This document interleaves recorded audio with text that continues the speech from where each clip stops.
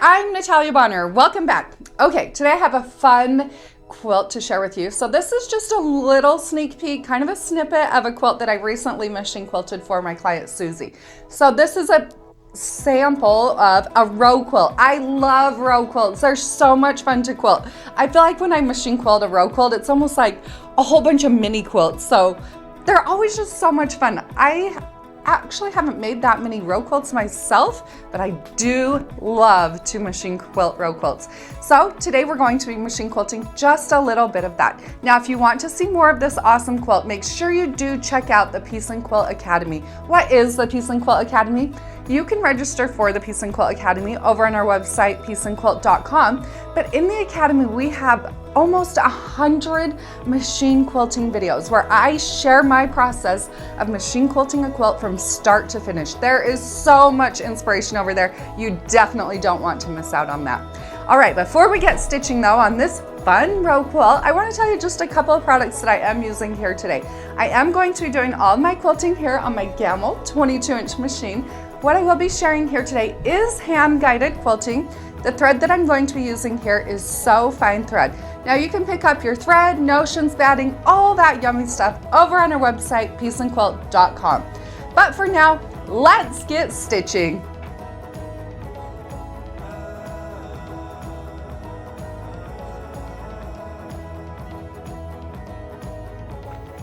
So this is one of the rows on this adorable row quilt. Now make sure you stay tuned all the way to the end. I'm going to share a couple of photos of this quilt when the quilting is all complete. It is so dang cute. This is a great design though to stitch on a patchwork section on a row quilt. I found that many row quilts that I've quilted do have patchwork sections. They're a great way to tie a lot of the fabrics that are used in the row quilts together. So something that I like to do is this fun crosshatch design. Now, you guys know me and you know that I really love to dress up my machine quilting. So once I have my cross hatching all complete, I am going to go through and add some point-to-point curves. With a design like this, before I started filming, I did go through and stitch in the ditch around each of these blocks. Why did I do that? I'm a heavy quilter and I love the way that stitch in the ditch really completes designs and finishes things off nicely.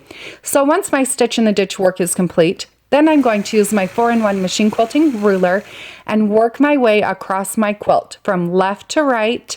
Once I get over to the right side of the quilt, then I'm going to come back to the left and continue on until I have an X stitched through every single one of these blocks. I like to use my 4-in-1 machine quilting ruler to stitch out this design because it's a little bit longer ruler. It works great to help line up these designs. Now, if you've never done ruler work before, ruler work is awesome, but there are a few tools that you do need. Now, here on my Gamble machine, I do have my ruler foot, and also, you can't see it here, but underneath, I have an extended base plate. So when you look here on the camera, it looks like my quilt is really nice and tight and stiff. It's because I have that extended base plate under the fabric that gives me a nice flat working surface to quilt on and to hold my rulers on. I would never do any ruler work without having that extended plate here on my machine.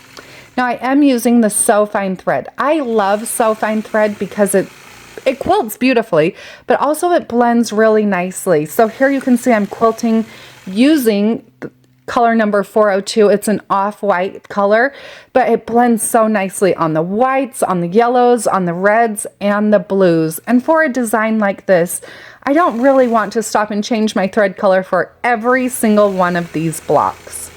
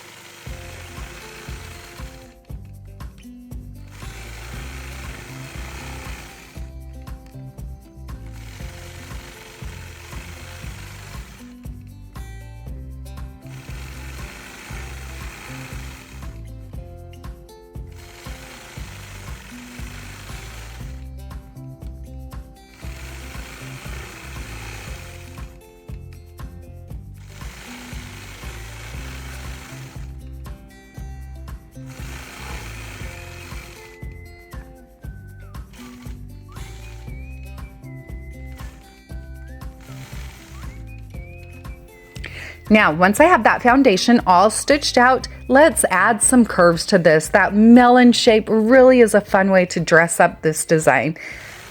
This is a design that you could use the mini 4-in-1 machine quilting ruler. The small points on that, or curves on that, are great because they would fit perfectly here and give you that perfect point-to-point curve. However, I like to quilt really fast, and sometimes designs like this, I feel like I can hand guide just as fast and just about as efficient and effective as if I were using a ruler.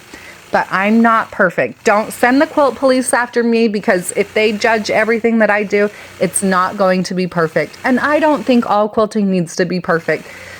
With this design, see how I am going to stitch across my quilt, basically working one row at a time. I like to break it up like that and think, just smaller sections, smaller rows, point to point, one curve at a time. And I'll continue that process working across my quilt, left to right. When I get over to the right side, then I'll come back to the left. Now, the view that you are seeing here is as if you were standing behind my long arm watching me quilt. So when I do mention left to right, just know that's the way I'm quilting, not necessarily the way you're viewing. You're obviously viewing right to left, then left to right.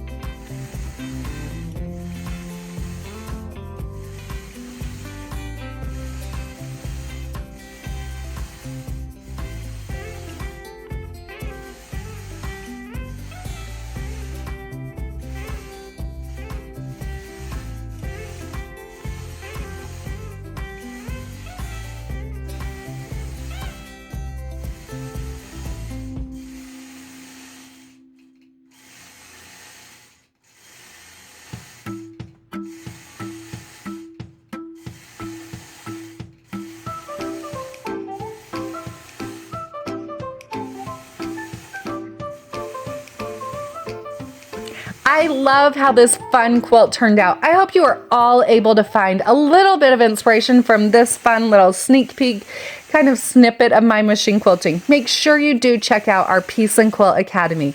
In the Piece and Quilt Academy, I have I think we're close to 100 videos now where I share just this, my process of machine quilting quilts from start to finish. So in the Academy video where I shared this quilt, I will share the quilting on almost every single row on this quilt, why I quilt, what I quilt, where I quilt it.